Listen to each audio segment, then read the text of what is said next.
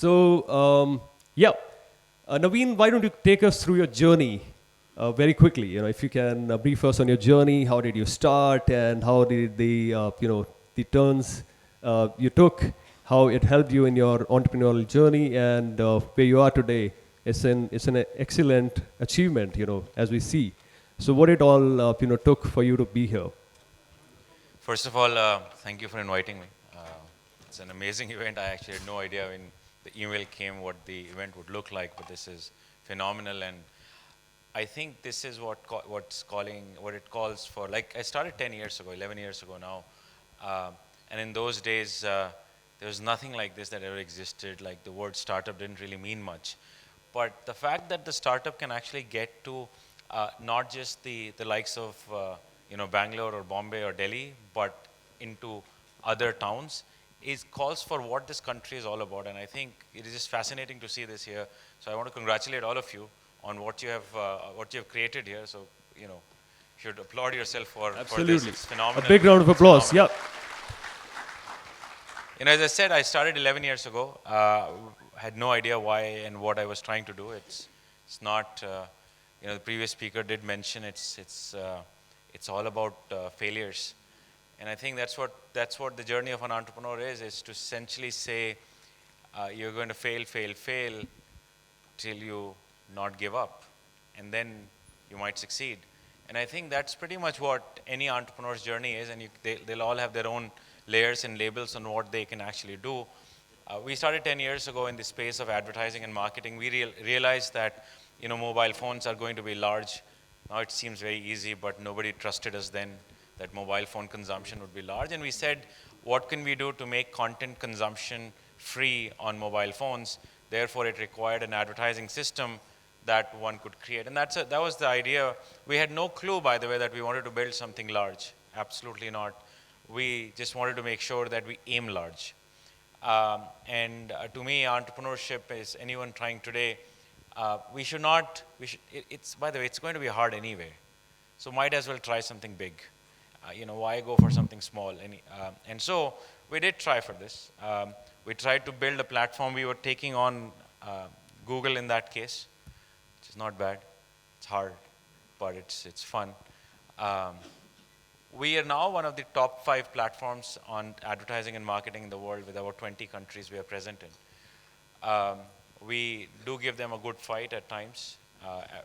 Many times we get bruised badly, but that's what entrepreneurship is all about. We took some bold decisions back in the days. The first decision we took, which I think played out very well for us, was to say, look, we want to be a global company. And everybody came back and said, hey, how can you build a global company? Nobody builds a global company out of India. You're trying to build a product company. Nobody builds a product company out of India. You should move to the US first. I said, no, I don't want to move to the US. I think, I like my country. I want to stay here. Um, and But the decision to build a global company was pivotal for us. Now, it was pivotal because of many reasons. I think one was it was against any fact that existed prior to that. So there was no historical evidence for doing so. So pattern recognition, which we are all taught very well in business schools or wherever we go, is not the best thing to try when you're trying to do entrepreneurship, because you have to go into uncharted territories. And therefore, I think one of the big decisions we made was to go global, and that really worked out for us. The question then was, hey, why are you building a product company out of India? There is no talent in India. This is 10 years ago. Our view on that was, we may not have product companies in India, but it's wrong to say we don't have talent, and I think we can prove that. Again, a decision which I think, in hindsight, worked for us, but in the beginning, just didn't seem to make much sense. The point I'm trying to make is that you have to make these hard calls, which will not be popular. But some of them will work out. But if they work out, they're going to be phenomenal. They're going to be phenomenal. And I think that's what we did try to do. And so therefore, with today, we have we have offices in 20 countries. That works out well for us. And and the reason why we are large and are able to compete with the global players is because we went global. Um, the other thing that we did was to say, we are going to be innovation oriented. I'm not a big fan of capital as a way to build businesses only, where you put a lot of capital to work and then you wait for the other person to dry out, and then you kind of that's a fair approach, but typically doesn't succeed. So if you look at the history of of building companies, those companies don't last beyond a point. And we wanted to build something which lasted beyond our lifetimes, and maybe if possible into centuries. So we really went deep into engineering and technology and innovation, and we felt really proud of the fact that we were able to build some of the best products in our space from India, from Bangalore.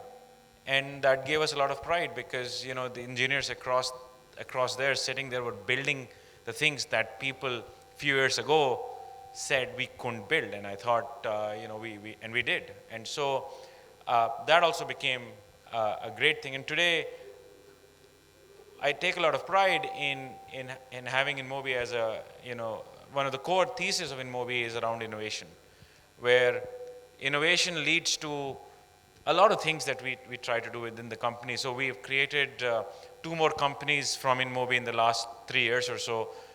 One is a data company called True Factor, another is a B2C company that launched like 11 months ago. It's called Glance, and it beat Instagram in India last month. So we've overtaken them on scale. But it is effectively by the reason we created Glance is because we were just worried about people, consuming garbage, the Facebook garbage that was just talked about a little while ago, fake news, etc., etc. So we went down that path to try and fight that battle.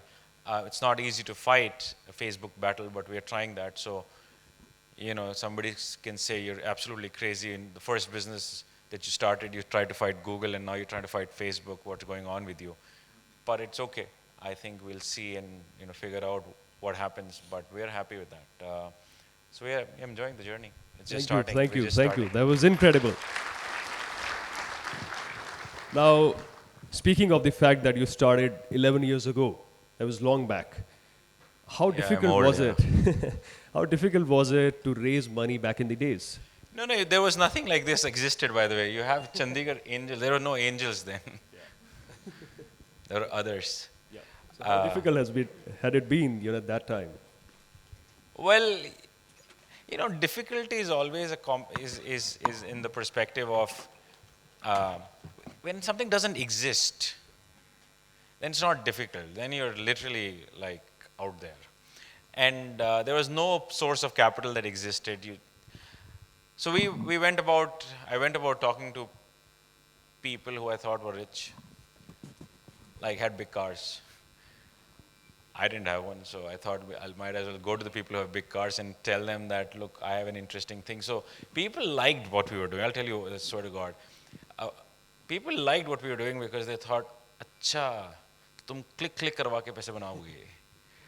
So we had this whole like mobile ads, and then you can click on the ads, right? And therefore Google makes money through clicks, right? So they had understood that there is a click business that makes a lot of money. And that's what I sold to the rich people. Sure. That you can do click and you'll make money. And they were sold. And they bought that shit, I'm telling you. They bought that shit. And it worked out. So they gave us $500,000. That was Mumbai Angels. That was their first investment ever. Wow. That was the first angel investment in the country ever. Oh, wow.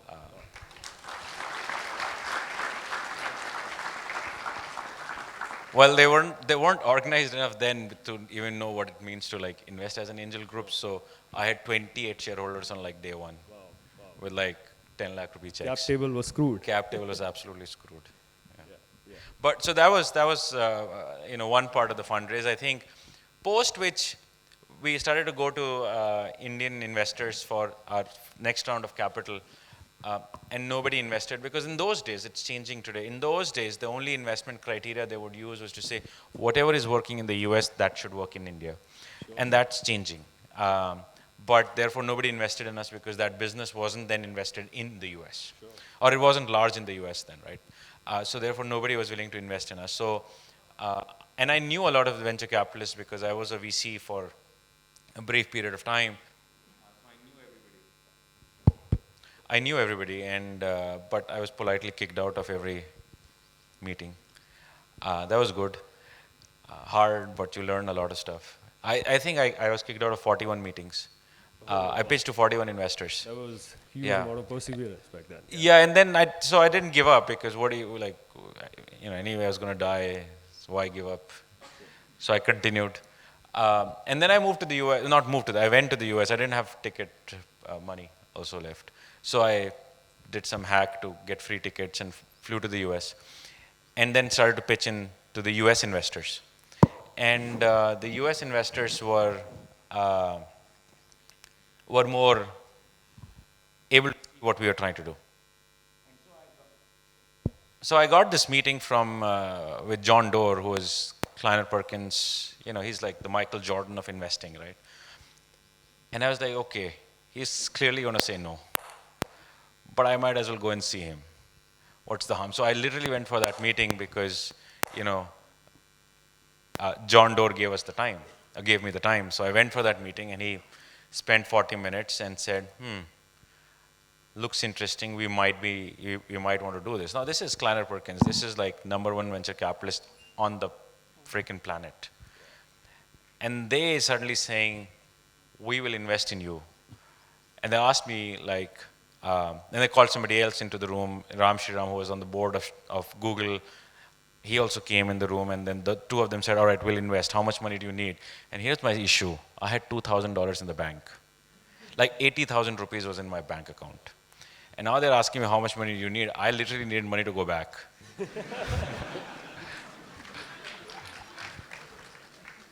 And that was the fight. So I didn't know what to say. So I uttered out a number. I said 7 million. I didn't know how much that was, by the way. Yeah? Clear. I didn't know how much that was. I didn't know like. And then said, okay, let's forget about money. I said, how can I forget about money? What is wrong with all of you? I said, okay, forget about money. Let's just go and let's just talk about the execution plan. Now here is the issue. I had no execution plan because I was just trying to survive. Like, how do you come up with an execution plan for $7 million? Like, I had an execution plan for how to save my 80,000 rupees. Like, not pay the rent. Like, if somebody comes, lock the door. Like, I had those execution plans. I had those sorted out. Literally. Like, how do you do meetings in 5-star hotels and not pay for the coffee? Like, I figured all of that out. But how do you suddenly, so now that's where my MBA came in. So I spent the next 40 minutes trying to use my MBA to bullshit my way through the next like 40 minutes and coming up with this plan of how do I spend I think I did a good job pretty much. So they gave me $7 million. So I came out of that meeting, and that was the most, I'll never forget that moment. So I went to I had a rental car. As I went to the car, and I slept. It was afternoon. I just slept for 3 hours in their parking lot. Because it was, call it almost 2 to 3 years of, being at it. Not wanting to give, or wanting to give up every day, but not giving up. Watching your friends buy cars, buy houses, even get dogs, right? And yeah, and I'm eating idlis. That's the only thing I can afford. Like, only eat idlis again and again and again, right? That's the cheapest food you get. And so suddenly when that happens, there is this whole, that it's very hard to, I didn't go out yelling or anything, but I just went to sleep. That's how exciting I am, though. But that's pretty much what happened. And that was the big turning point for us from a capital point of view. Capital is needed for growing businesses, right? And I think that changed. It gave us a lot of confidence also to say, look, the world's #1 guy is willing to invest behind you to do something, well, you should take it and you should go for it. And changed our approach. We come from this middle class background, right? We always have this, we don't think big enough. And I think that there were those moments that allowed us to change that, is to say, wait a minute, bloody hell, we're going to go build a global business. And we're going to do it from India. And we're going to do it with the best technology that can be created in this business, and we are going to take on the big daddies. And it gave us the confidence to do it, and we did, and it's not been a bad play for us, since then. It's worked out well. It's amazing. Thank you very much. And that was really candid. Now, speaking of free lunches and free air tickets, as entrepreneurs, as startup entrepreneurs, we all want them. We want them, right? All of us strive hard for them. So this brings me to the last question, and know that you have to rush for your next meeting as well, which is you have a big portfolio of startups that you chose to back. What is it that you look into a startup essentially before taking your decision to invest? Yeah, look, I think, I think looking at an idea is a waste because ideas will change anyway. Like if an entrepreneur kind of takes on an idea, doesn't change it like twice in 12 months, then something's wrong with the entrepreneur. So what's the point of looking at the idea? What is one of the biggest things of, to be an entrepreneur is to be like a cockroach, right? Like cannot die. Like you will not die. So you look for an entrepreneur who can be a cockroach, who doesn't die, who will ensure that no matter what, there is adaptability built into the system such that you keep on changing. You keep on changing what you're trying to do in order to make sure that whatever you need to get to, you get to that place. Entrepreneurship is, as I said earlier, it's about failing many times and succeeding once. And so that's what you try to look for in the person. And any business where I've thought a lot about investing has gone to dumps. Any business, and that's basically how good an investor I am, by the way. So, and any investment that I've done to say, रखा सही है, दे देते, उन्होंने फोड़ दिया. जहाँ पे spreadsheet लगा दिया, पावर पॉइंट ज़्यादा देख लिया, सब कुछ नहीं चला. I hope all the angels in the room are listening to this. It's about the founder, right? It's about the founders that you back. Yeah, absolutely. There's nothing else you can back anyway, right? What is there? This is the PowerPoint. You can't back a PowerPoint anyway. Brilliant, brilliant. Yeah. Thank you very much, Naveen, for being with us. It was such Thank a you. candid conversation.